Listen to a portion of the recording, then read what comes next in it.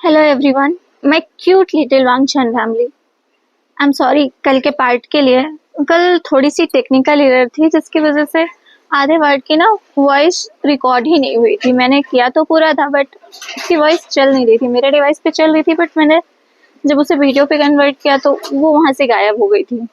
तो उसके लिए सॉरी। और मैं जो कल का जो भी पार्ट छूट गया उसे आज कवर कर देती हूँ।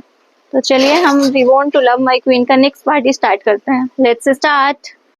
अगली सुबह जब भूषण की नींद खुली तो उसने वांगजी को अपनी बाहों में उठाया तो उसने वांगजी के गालों पर किस कर लिया। पर वांगजी ने जैसे ही अपने गालों पर टच महसूस किया फिर उसने तुरंत अपनी आंखों को खोली, पर अपने सामने वुशियान को देखकर उसने उसे जोर से धक्का दिया। वुशियान ने चकल किया और कहा, लिटिल ओमेगा, ये गुड मॉर्निंग कहने का सही तरीका नहीं है। क्या लांस के यहाँ इस तरह से गुड मॉर्निंग कहते हैं?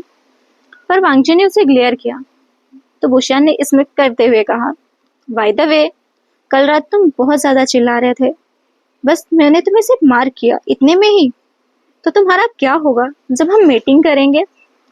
वहीं वांगजी ने अपने नेक को छुआ जहां वुशियान ने उसे मार किया था और कहा, शट अप यू बास्टर्ड। वहीं नाइट के ढंग से वुशियान ने कहा, ओ माय ओमेगा, प्लीज कर्ज तो मत करो अपने अल्फा को। बट वांगजी ने साउट करते हुए कहा, तो मैं तुम्हें अपने अल्फा के रूप में कभी स्वीकार नहीं करूंगा। पर तभी भूषण ने कहा, तो क्या तुम्हारे पास कोई दूसरा ऑप्शन है? लान प्रिंस, मैंने तुम्हें मार्क किया है, तो क्या अब तुम इस तरह से अपने किंगडम में जाना चाहते हो मेरे इस मार्क के साथ? पर वांगजी एकदम शांत रहा। तभी भूषण ने एक स्मित करते हुए कहा, वैसे भी अब मेरे पास लांस का डायमंड है, मुझे और कुछ नहीं चाहिए। वही ये सब सुन के वांगजी की आंखें टेढ़ी हो गई थी। उसने अपने मन में सोचा, हाँ ये सही कह रहा है, मैं इस मार्क के साथ अपने फादर को क्या मुंह दिखाऊंगा? वो मुझसे डिस्गस्टेड फील करेंगे कि उनका एक ऐसा सन है जो खुद को प्रोटेक्ट भी नहीं कर पाया। वही मुशान से फिस्मित कर रहा था। उसने कहा, प्रिंस तुम रो क्यों रहे हो? तुम मेरे साथ जियांग किंगडम में जा रहे हो। वो सबसे मोस्ट पावरफुल और रिच किंगडम है। तुम्हें तो गर्व होना चाहिए और गॉड का शुक्रिया करना चाहिए कि मेरी नजरें तुम पर पड़ गईं। पर वांगजी अपनी गीली आंखों से ही वुशियान को ग्लेयर कर रहा था। पर वांगजी को इस तरह रोते देख वुशियान ने उसके जॉ को टाइटली पकड़ा और कहा, मुझे रोते हुए लोग बिल्कुल पसंद नहीं है। मैंने तुम्हें चूज किया है और अब तुम मेरे हो, तो तुम रो भी नहीं सकते। तुम्हें स्ट्रांग बनना होगा। तुम्हें तब भी स्ट्रांग होना होगा जब तुम्हारे सामने किसी अपने की बहुत ही क्रूअल तरीके से डेथ हो। तुम तब भी नहीं रो सकते। किंग बी पुशियान का ओमेगा वीक नहीं हो सकता। वो कभी अपने आंसू नहीं दिखा सकता। आंसू दिखाना पैथेटिक होने की निशानी है। और अब रेडी हो जाओ, हम जियांग किंगडम के लिए निकल रहे हैं।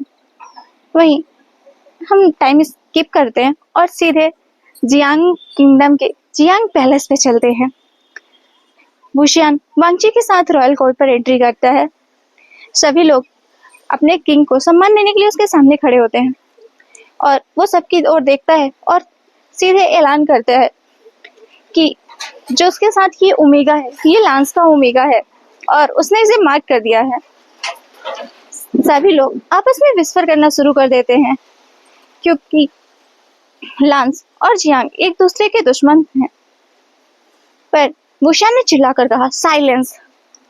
वहीं वेंची वो खुद को कमजोर महसूस कर रही थी। उसने अपने मन में कहा, मैं उसकी पहली पत्नी हूँ पर उसने मुझे अब तक छुआ भी नहीं। उस मार्क करना बहुत दूर की बात है, पर उसने उसे मार्क कर दिया। वहीं बाउशन शरण ने भी अपने दांत पीसते हुए मन में सोचा कि उसने लांस के ओमेगा को मार्क किया है, वो भी बिना मुझसे पूछे।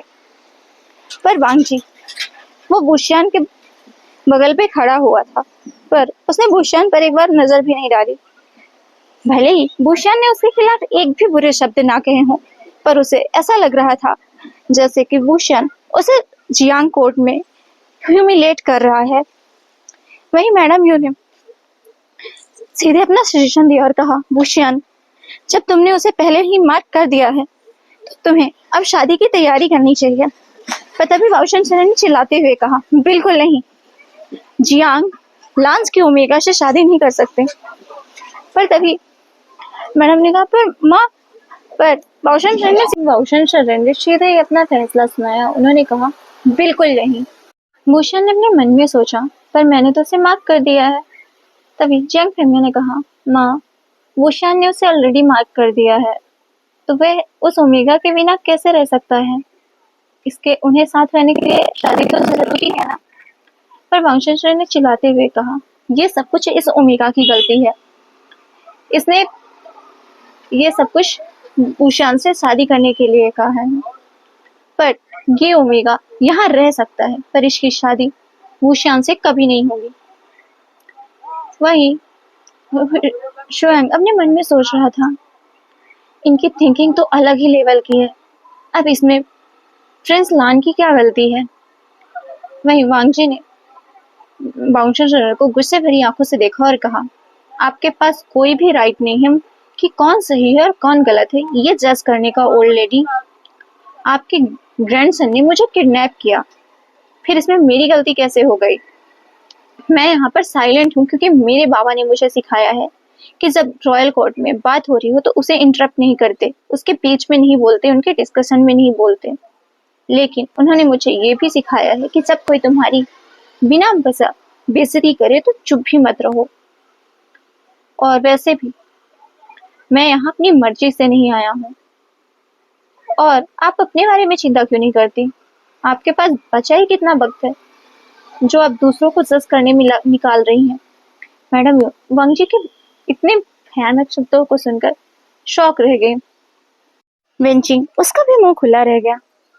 वहीं चिंग ने अपने मन में सोचा, वाह, क्या सेवेज ओमेगा है, मुझे तो इसके साथ टीम अप करनी होगी। और जियांग फेंग मैंने अपने मन में सोचा, मैं इसमें कुछ भी नहीं कह सकता माँ, आपने ही शुरू किया था ये। पर इन सबके बीच जो कोई चुप नहीं रह सका वो था खुद बूशियान। उसने वांगजी की ओर देखा और कहा, तुम्हारी मेरी ग्रैंड मदर से इस तरह बात करने की हिम्मत भी कैसे हुई ओमेगा? वो मेरी ग्रैंड मदर, तुम्हें उनकी रिस्पेक्ट करनी चाहिए। वांगजी ने बूशियान की ओर देखा और कहा, तो फिर मुझे फ्री कर दो किंग बूशियान, क्योंकि वो हमारी शादी नहीं चाहती, तो उनकी रिस्पेक्ट करो और मुझे अपने किंगडम से जाने दो। बूशियान ने अपने दांत पीसते हुए कहा, तुम्हें स्मार्ट एक्ट करने की कोई जरूरत नहीं है, तुम कहीं नहीं जा रहे। तभी बाउंसर ने कहा, पर बूशियान तुम शादी नहीं कर सकते। तभी बूशियान ने कहा, ग्रैंड माँ, मैं इसे शादी नहीं करूंगा, पर ये मेरा ओमेगा है और मैं इसे इस पैलेस को छोड़कर कहीं नहीं जाने दूंगा। वहीं बूशियान अपने वांगजी अपने मन में सोच रहा था कि मैं इस वास्टर को सच में मार देना चाहता हूँ। मैडम यू ने वांगजी को कंसर्न आइज से देखा, पर बूशियान ने वांगजी का हाथ पकड़ा और कोर्ट से बाहर जाते हुए कहा, आज के लिए कोर्ट को यहीं रोकते हैं। बूशियान वांगजी को खींचते हुए अपने कक्ष की ओर ले जा रहा था। वहीं वांगजी अपना हाथ छुड़ाने की कोशिश कर रहा था। बूशियान से अपना हाथ छुड़ाने की कोशिश करते हुए बोला, मेरा हाथ छोड़ो। पर बूशियान ने चिल्लाते हुए कहा, बस चुप रहो, चिल्लाओ मत। वह उसे खींचकर अपने कमरे में ले गया और उसे कमरा दिखाते हुए बोला, यह मेरा कमरा है और अब तुम्हारा भी। पर वांगजी ने कहा, मैं तुम्हारे साथ कमरा साझा नहीं करूंगा। वहीं बूशियान ने थोड़ा टीजिंग टोन में कहा, तो तुम्हें करना होगा लान प्रिंस, अपने अल्फा की बात मानो बेबी ओमेगा। वांगजी ने कहा, मुझे ऐसा मत कहो। तो भी बूशियान ने पूछा, तो फिर मैं तुम्हें क्या कहकर बुलाऊं? वैसे तुम्हारा नाम क्या है? तो वांगजी ने कहा, मुझे कुछ मत कहो, तुम्हें पता है मुझसे तुम बात ही मत करो। तभी बूशियान ने कहा, लेकिन तुम मेरे ओमेगा हो, मुझे तुम्हारा नाम जानना है। वांगजी ने चिल्लाते हुए कहा, मैं तुम्हारा ओमेगा नहीं हूँ। पर बूशियान ने नाटकी ढंग से अपने सर को हिलाया और कहा, तुम तथ्य को नहीं बदल सकते बेबी ओमेगा। तभी एक गार्ड वहां पर आया और उसने वो करते हुए कहा, किंग, क्वीन मदर यहाँ पर आपसे मिलना चाहती हैं। वहीं मैडम यू ने उनके आगमन की घोषणा के बाद ही प्रवेश किया और वो सीधे वांगजी की ओर चली गई जो वहां पर खड़ा हुआ था। उन्होंने मुस्कुराते हुए वांगजी के गालों को सहलाया और कहा, तुम बहुत सुंदर हो छोटे ओमेगा। मैडम यू से जब वार्निश का एहसास हुआ तो वांगजी ने उनकी ओर वो किया। मैडम यूं हंसी और उन्होंने कहा, तुम्हारे पास काफी अच्छे मैनर भी हैं। वैसे तुम्हारा नाम क्या है लिटिल ओमेगा? वांगजी ने वो करते हुए कहा, योर हाइनेस, मेरा नाम लान वांगजी है।